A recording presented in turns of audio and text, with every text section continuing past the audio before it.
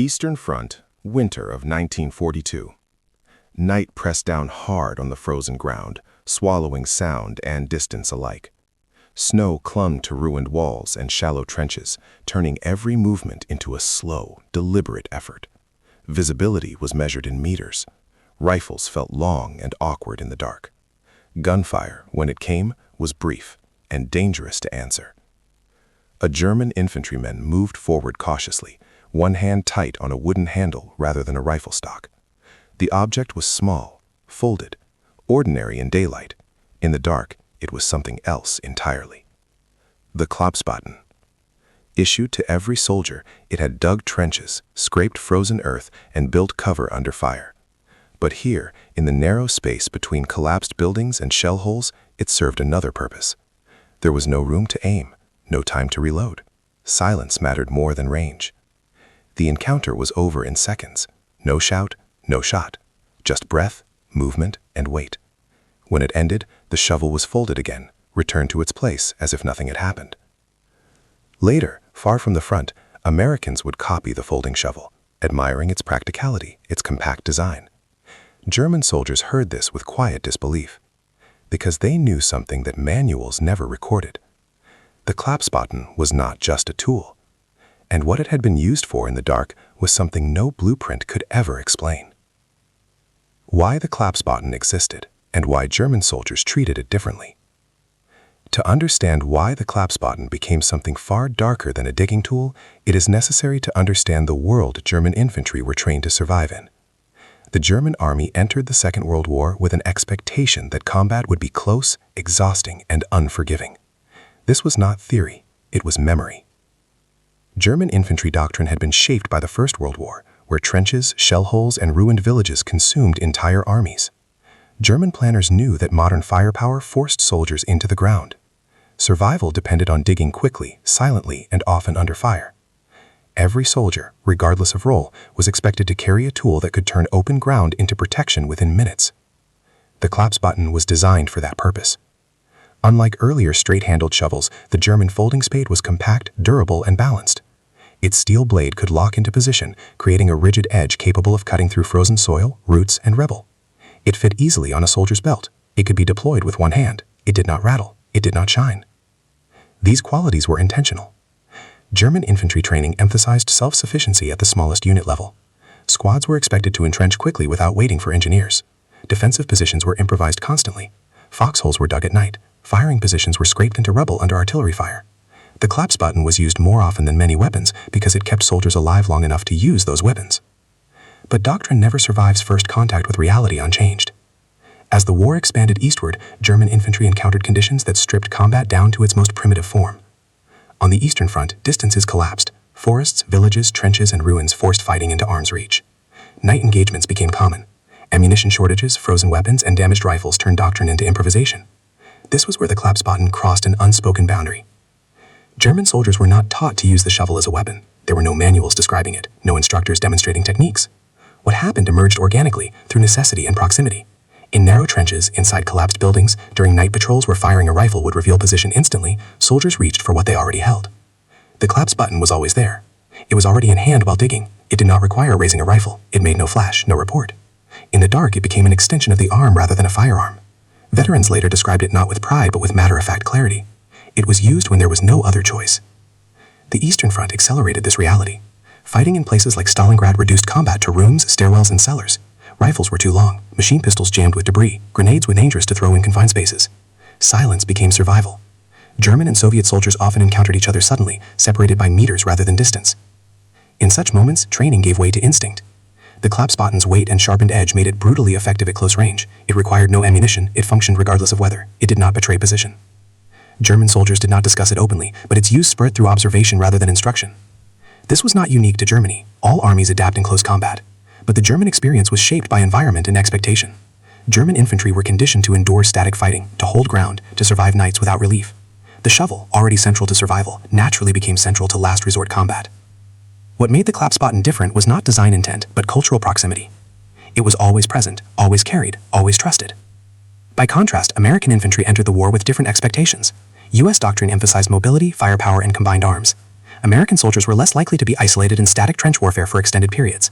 Artillery and air support reduced the need for prolonged close-quarter survival without support.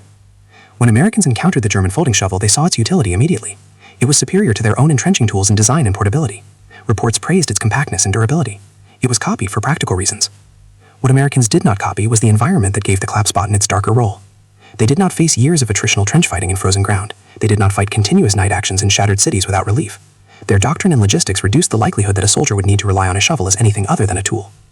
German soldiers understood this difference instinctively. When they heard that Americans had adopted the folding shovel, there was no anger, no pride, only disbelief. The Americans had taken the object but not the circumstances that had transformed it. They had copied the form but not the necessity. For German infantry, the Klappspaten represented something no army wanted to admit publicly, that modern war, under certain conditions, stripped combat down to physical confrontation at arm's length. No doctrine prevented it, no technology eliminated it. The shovel became a symbol of that truth. Not because Germans were uniquely brutal, but because they were forced into environments where brutality became unavoidable. The Klappspaten was not chosen as a weapon, it was accepted as one when all other choices disappeared. This context matters because it explains why American imitation missed something essential. The shovel was not the story, the conditions were. And those conditions of silence, proximity, fear, and exhaustion would define the angles through which German soldiers remembered the Klappspaten long after the war ended. Why America copied the tool, and why it could never copy the reality. When American forces encountered the German Klappspaten, they saw so from a fundamentally different place, doctrinally, materially, and psychologically. The folding shovel did not arrive in American hands as an object of fear or desperation. It arrived as a practical curiosity, something noticed during inspections of captured equipment and praised for its efficiency. American soldiers immediately recognized its advantages. Compared to the standard U.S. entrenching tools of the early war, the German folding spade was compact, solid, and quick to deploy. It folded neatly against the body. It did not snag. It allowed a soldier to dig a fighting position faster and with less effort. Reports from U.S. units operating in Europe noted these qualities in plain utilitarian language. The Klappspaten was a better shovel. That was the extent of the analysis. American doctrine approached infantry combat from a different angle. The U.S. Army emphasized firepower, maneuver, and combined arms. Infantry units were designed to operate with constant support: artillery, armor, engineers, and air power. When fighting stalled, overwhelming force was applied to break it. Static trench warfare was something to be avoided, not endured indefinitely. This shaped how American soldiers experienced proximity to the enemy. Close combat happened, but it was not expected to be sustained. Urban fighting was approached with heavy FIDA support. Night patrols were conducted, but they were not the dominant form of combat for extended periods. If conditions deteriorated, the solution was usually reinforcement, not improvisation with hand tools. As a result, American infantry equipment reflected different assumptions. The shovel was a tool for digging in, not a last resort means of survival. It was carried, used, and forgotten. Its role ended where combat began. When the U.S. Army adopted a folding shovel inspired by the German design, it did so for exactly that reason. It improved efficiency, it reduced weight, it made entrenchment easier. Manuals described it as an entrenching implement, nothing more. Training emphasized its use in preparing positions, not defending them. The American system did not require more. This difference becomes clear when examining how American units moved and fought across Europe. Even in brutal environments like Normandy or the Hurtgen Forest, American forces rotated units, concentrated firepower, and relied on logistical depth to avoid prolonged isolation. Soldiers were rarely isolated in trenches for months without relief. Ammunition and support flowed continuously even under difficult conditions. German infantry often did not have that luxury. By late 1942 and into 1943, German units on the Eastern Front were frequently cut off, undersupplied, and forced to hold ground regardless of conditions. Night attacks, infiltration, and sudden encounters were routine. Silence became a tactical requirement. Firing a rifle could bring artillery, mortars, or counterattacks within minutes. American soldiers were trained to call for support. German soldiers were often trained to endure without it. This distinction mattered profoundly. The Klappspaten became a weapon not because Germans were taught to use it that way, but because their environment removed alternatives. When rifles jammed, when ammunition ran out, when noise meant death, soldiers reached for what they had. The shovel was not a choice, it was present. American forces, even in close combat, retained choices. Grenades were plentiful, submachine guns were widely issued, fire support could often be summoned quickly. Silence was important, but not absolute. The tactical calculus rarely forced back soldiers into situations where a shovel became the most reliable option. This is why American imitation missed the Klappspaten's darkest use entirely. It was not an oversight, it was a relevance. The American folding shovel never entered the same ecosystem of necessity. It was not carried into years of attritional trench fighting. It was not used by soldiers expecting to survive in trenches for months under constant threat. It was not part of a culture where close-quarters brutality became normalized through repetition. German soldiers understood this difference instinctively. When they learned that Americans had adopted a similar shovel, there was no sense of being outmatched or imitated. Instead, there was a quiet recognition that the Americans had taken the design without inheriting the conditions that had shaped its use. They had copied the object, not the experience. Post-war interviews with German veterans often reveal this gap indirectly. When discussing the shovel, many speak cautiously, even evasively. They describe it as useful or necessary, then fall silent. What is left unsaid is often more revealing than what is spoken. The shovel's darker role was not something to boast about, it was something endured. American veterans, by contrast, rarely mention their entrenching tools beyond routine use. Their memories of close combat center on firefights, artillery, and maneuver. The shovel remains what it was intended to be, a tool. This contrast illustrates a broader truth about military imitation. Armies often copy equipment because it is visible, measurable, and transferable. What they cannot easily copy are the conditions that give equipment meaning. Doctrine, environment, logistics, and psychological stress shape how tools are used far more than design alone. The Klappspaten became a weapon not because terrains were sharp, but because German soldiers were forced into spaces where nothing else worked. American soldiers operating within a different system never needed to cross that threshold. That is why the imitation felt incomplete to German infantry. It was not that Americans misunderstood the shovel, they simply never needed to understand it in the same way. This difference does not diminish American effectiveness or German suffering. It explains why the same object carried two entirely different meanings depending on who held it, and under what circumstances. As the war progressed and accounts accumulated, the Klappspaten remained a quiet footnote in official histories. It was easier to discuss rifles, tanks, and tactics than to confront the moments when combat reduced men to silence and proximity. Those moments, however, were real, and they shaped how German soldiers remembered the war at its most intimate level. Understanding this divide prepares us to examine the deeper angles of the Klappspaten's role, not as a weapon of doctrine, but as a reflection of what modern war can demand when systems fail, and survival narrows to the space between two men. Human angle: what German soldiers carry beyond the shovel. For the German infantrymen, the Klappspaten was never issued with. Veterans later described moments where decision did not exist. There was no pause to choose a weapon, no time to think in terms of doctrine. A shape moved in the dark, distance closed. The shovel was already in hand. What followed was not rage or hatred, it was urgency. German soldiers did not romanticize these encounters. In memoirs and interviews, they often avoided detail. When they spoke, they did so plainly. The shovel was used because it worked, because it was there, because it was silent. These explanations were offered without pride. The emotional cost lingered. Soldiers who survived such encounters often carried a sense of unease long after. The proximity of it, the knowledge that survival had depended on physical force at arm's length, challenged ideas of soldiering built around distance and firepower. It was war reduced to something older, more personal, and harder to reconcile. This human dimension explains why the Klappspaten's darker role remained largely unspoken. It was not a story of heroism. It was a story of survival when structure collapsed. Tactical angle: why silence could matter more than firepower. From a tactical perspective, the Klappspaten's use as a weapon emerged only under specific conditions. These conditions were not rare. They were frequent enough to shape behavior. Night fighting was central. German infantry units conducted patrols constantly. Reconnaissance, infiltration, counter-infiltration, these activities took place in darkness where visibility was minimal. Firing a rifle risked revealing position instantly. Muzzle flashes attracted artillery, mortars, or enemy patrols within minutes. Silence was not preference, it was survival. In trenches, space was constrained. Long weapons were unwieldy. Grenades were dangerous to throw at close range. Bayonets existed, but they required a rifle in hand and room to thrust. The shovel required neither. The Klappspaten's folded length allowed it to be wielded in confined spaces. Its edge, sharpened through use, was capable of incapacitating quickly. Most importantly, it produced no flash and minimal noise. This made it tactically viable in moments where other options were liabilities. German training manuals did not instruct soldiers to use entrenching tools as weapons, but they emphasized initiative and adaptation. Small unit leaders were encouraged to solve problems with whatever was available. In the chaos of night fighting, that guidance translated into improvisation. It is important to understand this was not a preferred method of combat. It was a contingency, one that occurred when doctrine could not account for the environment. As battles intensified in urban ruins, particularly on the Eastern Front, the frequency of such conditions increased. Collapsed buildings created narrow corridors, stairways limited movement, visibility was measured in arm lengths. Combat became a series of sudden encounters rather than planned engagements. In these spaces, the Klappspaten's characteristics aligned with necessity. Tactically, it was not superior to firearms in general. It was superior in silence, immediacy, and reliability when everything else failed. That made it effective only in the worst moments, when battle slipped beyond control. Enemy perspective angle: what opponents never expected. For opposing soldiers, particularly Soviet infantry on the Eastern Front, the shock of such encounters was profound. Combat was expected to involve gunfire. Even in close quarters, noise signaled danger. Silence suggested absence. That assumption could be fatal. Accounts from Soviet veterans describe moments of sudden violence without warning, shapes emerging from darkness, no shots fired, the confusion of realizing the engagement had already occurred before it was understood. These experiences reinforced the terror of night fighting more than any artillery barrage. It is critical to note that this was not unique to German soldiers. Soviet troops adapted similarly in their own way. Close combat forced all sides into brutality, but the Klappspaten's prevalence among German infantry gave it a reputation among enemies as something unexpected. This surprise factor mattered. Enemy soldiers learned to fear not just weapons but proximity. Trenches were approached cautiously, patrols moved slower, night became psychologically charged. The knowledge that an encounter could occur without sound heightened tension far beyond daylight combat.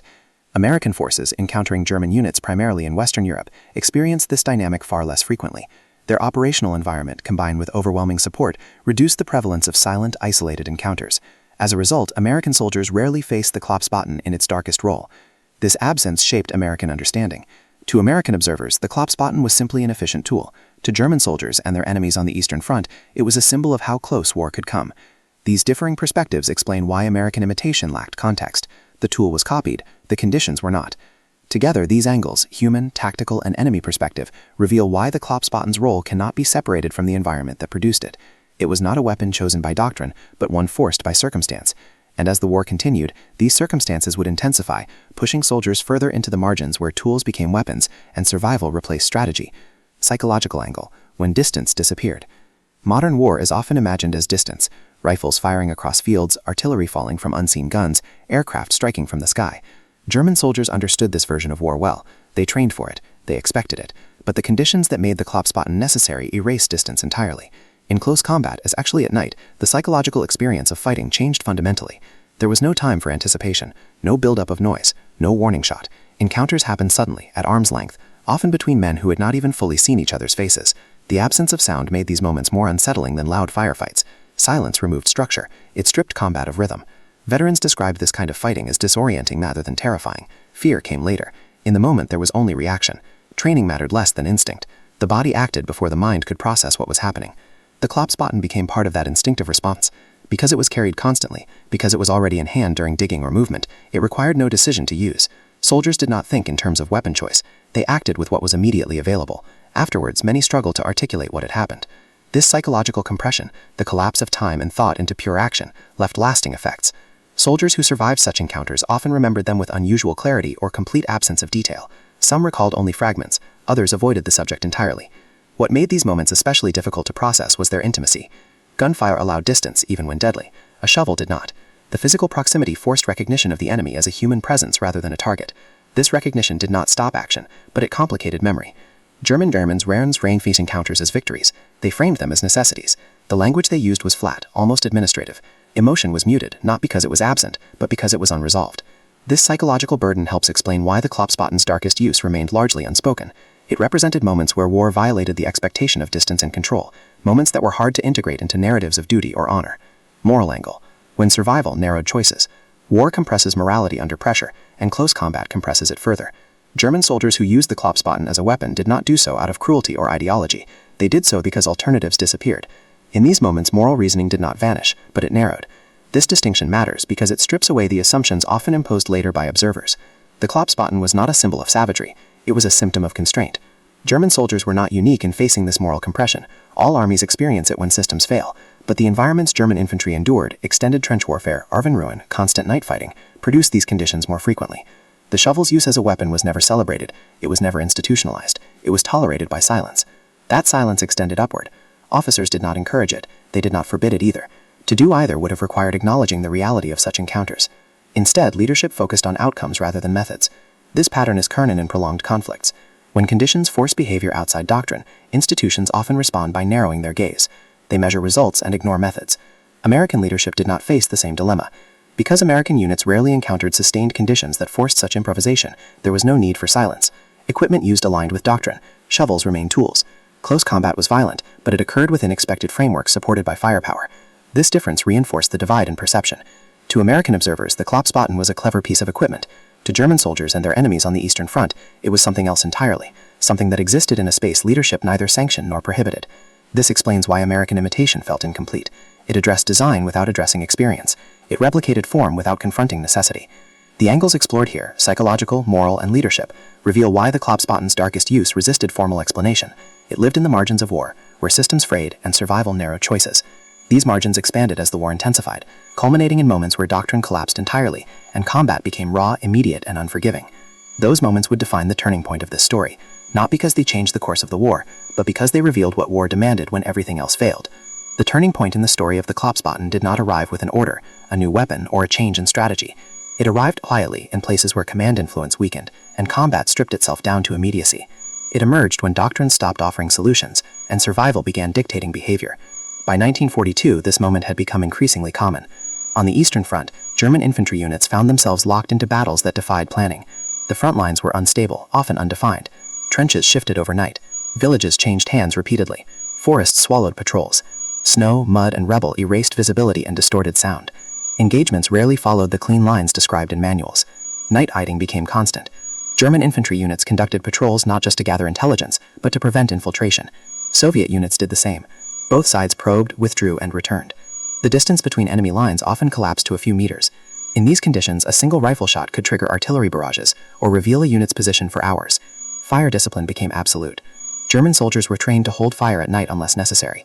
Ammunition was precious. Noise was lethal. Patrol leaders understood that silence preserved not only their own lives, but the integrity of the line. A shot fired in panic could unravel an entire sector. It was within this framework that the Klappspaten's role changed decisively. The shovel was already in hand during patrol preparation. Soldiers used it to deepen foxholes before nightfall, to clear firing positions, to scrape earth away quietly. When movement occurred suddenly, when shapes appeared at the edge of vision, there was no time to transition from tool to weapon. Rifles were slung, machine pistols jammed, grenades were unsafe to throw. The shovel remained. This was not a theoretical possibility. It happened repeatedly, in ruined towns, in trench systems, in shell holes filled with darkness. These were not dramatic battles recorded in operational maps. They were micro-engagements, experienced by squads or individuals, often unnoticed by higher command. But they accumulated. As the war progressed, German infantry encountered these conditions with increasing frequency. Urban combat intensified. Cities like Stalingrad collapsed into labyrinths of rubble where visibility was limited to doorways and stairwells. Every building became a potential ambush. Every movement risked immediate contact. In these environments, long weapons were liabilities. The ability to bring a rifle to bear depended on space that often did not exist. Silence mattered more than firepower. The Klappspaten, folded or partially extended, fit into these spaces with brutal efficiency. This was the turning point, not because it changed outcomes, but because it revealed the limits of doctrine. German training emphasized discipline, initiative, and adaptability. These qualities served soldiers well in conventional combat, but they also prepared them, unintentionally, for improvisation when conditions deteriorated.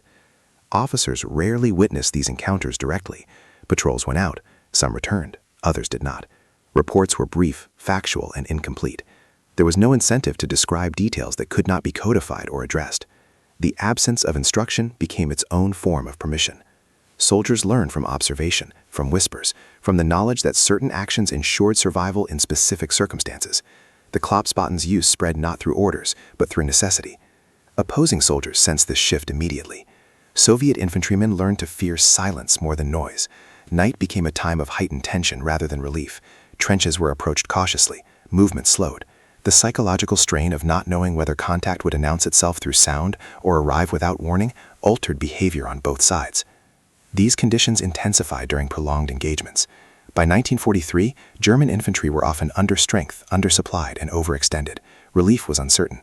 Ammunition shortages increased reliance on improvisation. The shovel's role expanded not because it was effective in general, but because it was reliable when everything else failed. This reliability mattered. The Klappspaten did not jam, it did not misfire, it did not reveal position. It required no maintenance beyond use. In environments where equipment failed frequently, this consistency was valued, even if it came at a psychological cost. This cost became evident after engagements. Veterans described moments of quiet afterwards, where adrenaline faded and comprehension returned. What had been necessary seconds earlier became something harder to accept. These moments were rarely discussed openly. They did not fit into narratives of tactical success or bravery. They were filed away mentally, unshared. This silence reinforced the Klappspaten's unofficial status. It remained outside doctrine, outside recognition, and outside memory as a celebrated object. It was a tool that crossed a line when conditions erased alternatives. American forces encountering German positions later in the war rarely experienced this turning point firsthand.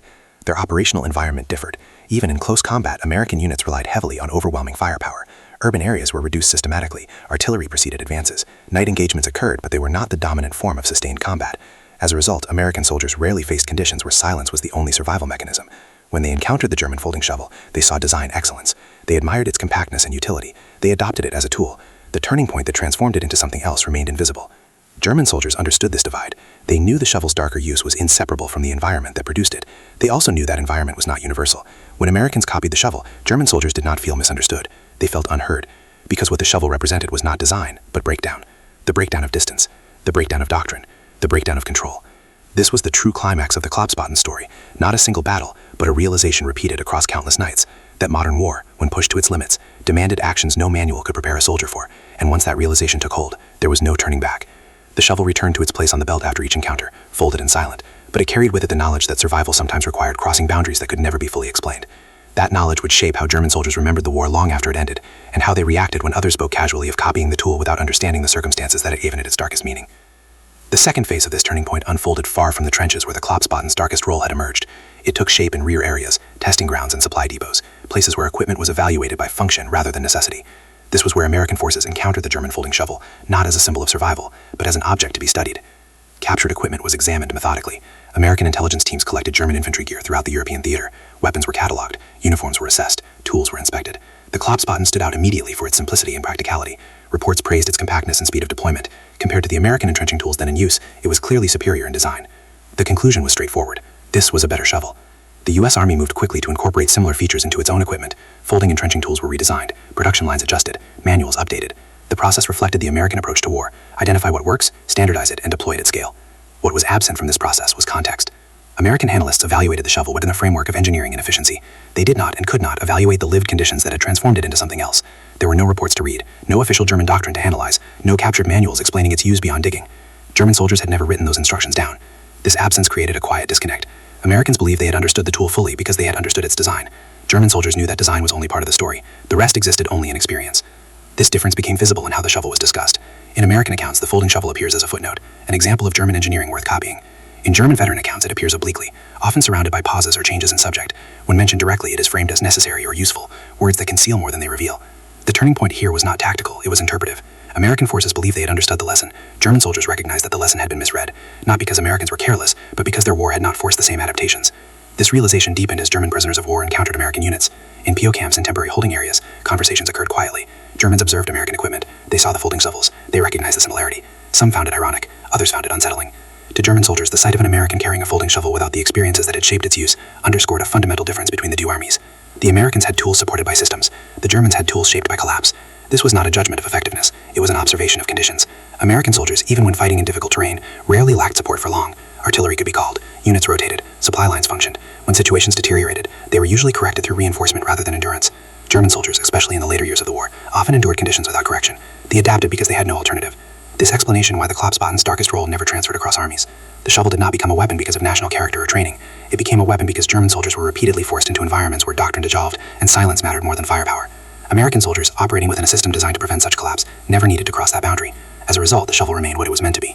This recognition marked the true climax of the story. German soldiers understood, perhaps for the first time, that what separated them from their enemy was not courage or skill, but context.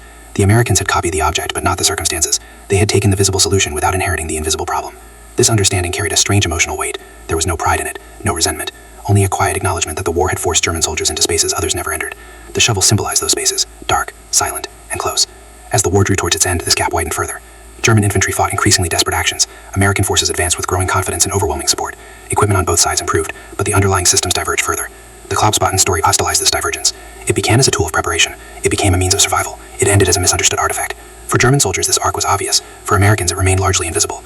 This invisibility was the final confirmation that copying equipment did not mean understanding its use. It demonstrated that the darkest adaptations of war are rarely transferable, because they emerge only when systems fail, and survival narrows beyond planning.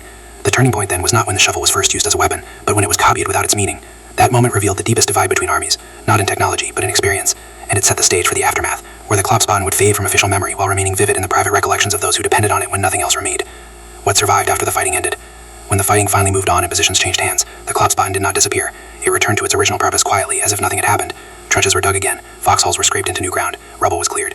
To an outside observer, the folding shovel looked exactly as it always had. Ordinary, utilitarian, unremarkable.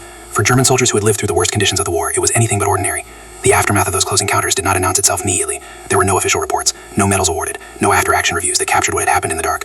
The war moved forward relentlessly, and survival demanded attention to the next task rather than reflection on the last. But memory does not move on so easily. German infantrymen who survived extended periods of trench and urban combat often carried a quiet, persistent awareness of how close the war had come, not close in a metaphorical sense, but physically, measured in breath, movement, and weight. The Klappspaten became a marker of those moments, even when it was no longer used that way. After engagements, the soldiers cleaned their equipment. Rifles were inspected, boots were dried, the shovel was folded and secured again.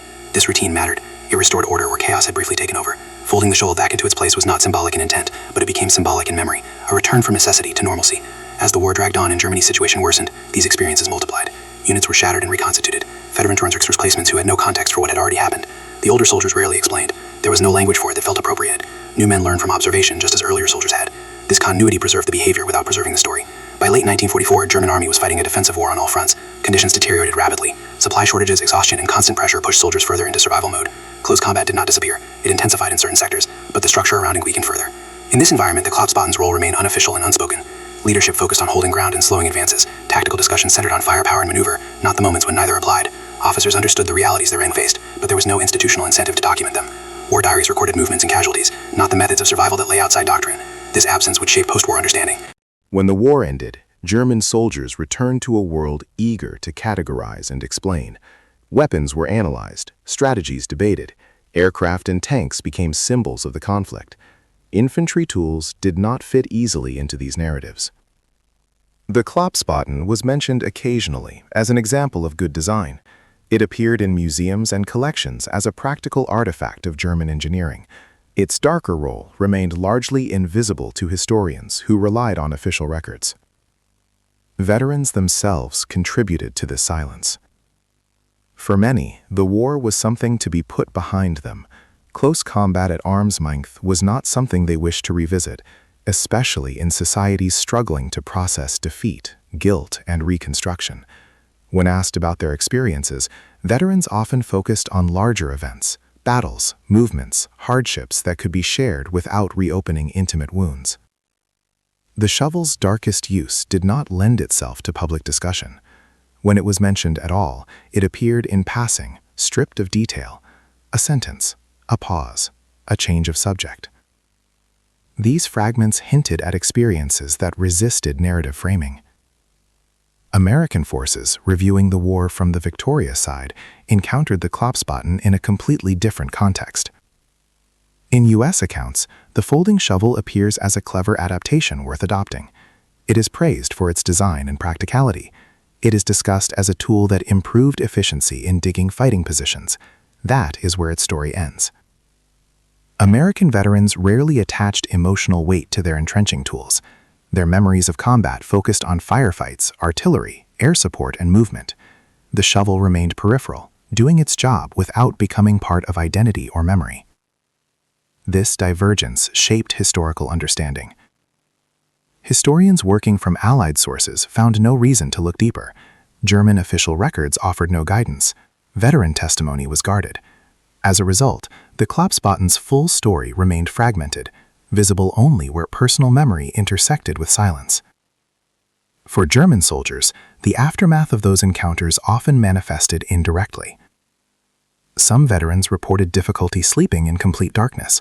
Others avoided discussing night combat altogether. A few described an enduring awareness of personal space, shaped by experiences where distance had vanished entirely.